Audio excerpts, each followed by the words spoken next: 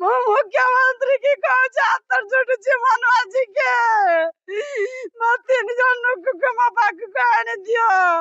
ସମୁଦ୍ରରେ ମିଠା ପାଣି ପଡ଼ିଲେ ଇଲିଶି ମାଛ ଗଭୀର ସମୁଦ୍ରରୁ ଉପରକୁ ଉଠି ଆସିଥାନ୍ତି। ଫଳରେ ମତ୍ସ୍ୟଜୀବୀଙ୍କ ପାଇଁ ମାଛ ଧରିବା ସୁବିଧା ହୋଇଥାଏ। ପଶ୍ଚିମବଙ୍ଗର ମତ୍ସ୍ୟଜୀବୀ ଗଭୀର ସମୁଦ୍ରରେ ଇଲିଶି ମାଛ ଧରିବାକୁ ଯାଇ ନିଖୋଜ ହୋଇଛନ୍ତି 15 ଜଣ ମତ୍ସ୍ୟଜୀବୀ। ପଶ୍ଚିମବଙ୍ଗର ଶଙ୍କରପୁର ବେଳାଭୂମିରୁ ମା କାଳୀ ନାମକ ଏହି ଟ୍ରଲରରେ ଜୁଲାଇ 2 ତାରିଖରେ ସମୁଦ୍ରକୁ ବାହାରିଥିବା ଏକ ମତ୍ସ୍ୟଜୀବୀମାନଙ୍କ ସହ ଦୀର୍ଘ ସମୟ ଧରି କୌଣସି ଯୋଗାଯୋଗ ହୋଇପାରି ନାହିଁ। ଏହାକୁ ନେଇ ପରିବାର ସଦସ୍ୟଙ୍କ ମଧ୍ୟରେ ଚିନ୍ତା ଓ ଉଦ୍ବେଗ ବଢ଼ିଛି। ନିଖୋଜ ମତ୍ସ୍ୟଜୀବୀଙ୍କ ସନ୍ଧାନ ପାଇଁ ନୌସେନାର ହେଲିକପ୍ଟର ସହାୟତା ଲାଗି ଦାବି କରିଛି ଶଙ୍କରପୁର ମତ୍ସ୍ୟଜୀବୀ ସଂଘ। ପାଗ ଅନୁକୂଳ ଥିବାରୁ ଜୁଲାଇ 2 ତାରିଖରେ ମା କାଳୀ ଟ୍ରଲରରେ 15 ଜଣ ମତ୍ସ୍ୟଜୀବୀ ଇଲିଶି ମାଛ ଧରିବା ପାଇଁ ଗଭୀର ସମୁଦ୍ର ଭିତରକୁ ଯାଇଥିଲେ। ନିର୍ଦ୍ଧାରିତ ସମୟ ମଧ୍ୟରେ ସେମାନେ ଫେରି ନଥିବା ସହ ସେମାନଙ୍କ ସହ କୌଣସି ଯୋଗାଯୋଗ ମଧ୍ୟ ହୋଇପାରି ନାହିଁ। ଫଳରେ ଟ୍ରଲର ଓ ତା ଭିତରେ ଥିବା 15 ଜଣ ମତ୍ସ୍ୟଜୀବୀଙ୍କ ସୁରକ୍ଷାକୁ ନେଇ ପରିବାର ଲୋକେ ଚିନ୍ତା କରିଛନ୍ତି। ଘଟଣା ପଶ୍ଚିମବଙ୍ଗର ଶଙ୍କରପୁର ବେଳାଭୂମି ସହ ସମ୍ପୃକ୍ତ ଥିବାବେଳେ ଶଙ୍କରପୁର ମତ୍ସ୍ୟଜୀବୀ ସଂଘର ସମ୍ପାଦକ ସ୍ୱଦେଶ ନାୟକ ନିଖୋଜ ମତ୍ସ୍ୟଜୀବୀଙ୍କ ତୁରନ୍ତ ସନ୍ଧାନ ପାଇଁ ପ୍ରଶାସନକୁ ନୌସେନାର ହେଲିକପ୍ଟର ସହାୟତା ନେବାକୁ ଅନୁରୋଧ କରିଛନ୍ତି। ସମୁଦ୍ରରେ ବ୍ୟାପକ ତଲାସୀ ଅଭିଯାନ ଆରମ୍ଭ କରିବାକୁ ମଧ୍ୟ ସେ ଦାବି କରିଛନ୍ତି। ଏପଟେ ମତ୍ସ୍ୟଜୀବୀଙ୍କ ପରିବାର ଲୋକେ ସୁରକ୍ଷିତ ଉଦ୍ଧାର ପାଇଁ ପ୍ରାର୍ଥନା କରୁଥିବା ବେଳେ ସେମାନଙ୍କ ସନ୍ଧାନରେ ପ୍ରଶାସନ କେଉଁ ପଦକ୍ଷେପ ନେଉଛି ତାହା ଉପରେ ସମସ୍ତଙ୍କ ନଜର।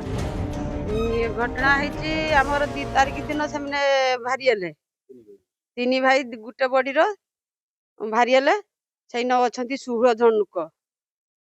2 ତାରିଖ ଦିନ 2ଟା ବେଳେ ଆମକୁ ଫୋନ କଲେ ଯେ ଆମର ବଡି ବାହାରିଲେ ତୁମ ସାଙ୍ଗରେ ଆଉ ଯୋଗାଯୋଗ ହେଇପାରିବାନି, ଆମର ମୋବାଇଲ ରଖିଦେଲେ। ରାତିର ମାଲିକ ୱାଲିସର କଥା ହେଇଛି, ଶନିବାର ଦିନ ଫୁଲ କଥା ହେଇଛି, ଇଏ ଆମର ରବିବାର ଦିନ କଥା ହେଇଛି। ଆମର ରବିବାର ଦିନ ଦିନ ସାରା ସେ କଥା ହେଇଛନ୍ତି, ରାତିକି ସୁଦ୍ଧା ଆଉ ଖୋଜ ଖାଜ କିଛି ନାହିଁ। ଆଉ ଆମର ୱାଲେସ ବୋଲି ନାଗୁନି ମାନେ ଇଏ ହଉଛି। ତାପରେ ଆମର ଆଉ ଏତିକି ବୋଲି ଖବର ପାଇଲେନି। ଆମର ଟାର୍ଗେଟ ଅଛି କି ସେମାନେ 7 ଦିନେ ବେଡ଼ିବେ, 7 ଦିନେ ବେଡେ ଆମର କଲ ଆସିବ।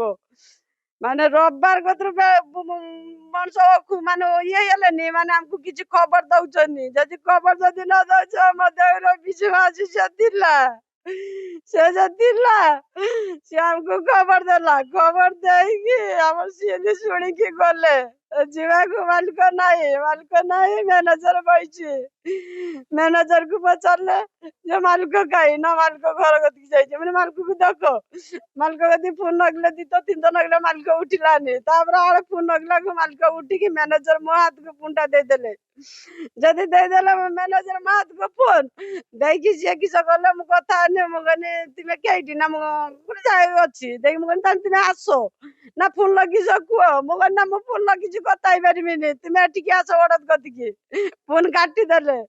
ଯଦି କାଟିଦେଲେ ସେଠି ତାଙ୍କ ସଦସ୍ୟ ନାୟକ ସିଏ ଆସିଲେ, ତାଙ୍କ ସାଙ୍ଗରେ କଥା ହେଲେ। କଥା ହେଇ ସାରିକି ସେ ମାଲିକ ସାଙ୍ଗରେ କଥା ହେଲେ ଯେ ଏରକ କିସ ହେଇଛି, ଘଟଣା କିସ ନା ଏରକ ଆମର ସେ ମାଝି ନା ଅଛି ବାଇନ କିସ କହିଲେ। ଦେଇକି ତାଙ୍କର ବଗଳା କଥା କହୁଛନ୍ତି। ଦେଇକି ଆମର କହିଲେ ହଉ ତାନେ ଇଏ କିଛି ସାହାଯ୍ୟ କରିକି ଖୋଜ, ହେଲିକପ୍ଟର କା ପଠାও না। 2টা নদী যাইছি, 2টা নদী যাইকি খুঁজুଛନ୍ତି পাউনাই। আমি আবেদন করছি যে আমাদের মা কালী নামিত একটি আমাদের অ্যাসোসিয়েশন অন্তর্ভুক্ত ট্রলার 2/7/2026 সমুদ্রে যায় এবং 15 জন মৎস্যজীবী সমেত আজ অবধি তার খবর পাওয়া যায়নি। আমরা মাননীয় আমাদের সাংসদ সৌমেন্দু অধিকারীকেও জানিয়েছি, এডিএম মেরিনকেও জানিয়েছি।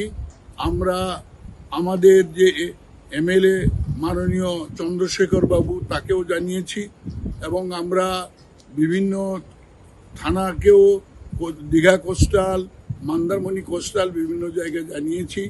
অতি সত্বর এখানটায় খোঁজার ব্যবস্থা করা হোক নেভি দিয়ে এবং নেভির হেলিকপ্টার দিয়ে। অতি সত্বর এটাকে যেন তাড়াতাড়ি খোঁজ নেয়। এদের পরিবার পরিজন সমস্ত আমাদের বন্দরে এসে জড়ো হয়েছেন। আশা করি এই কথাগুলো রাখবেন। জলেশ্বরରୁ ଚିନ୍ମୟ କୁମାର ଦାସଙ୍କ ରିପୋର୍ଟ, ଖବର ଓଡ଼ିଶା।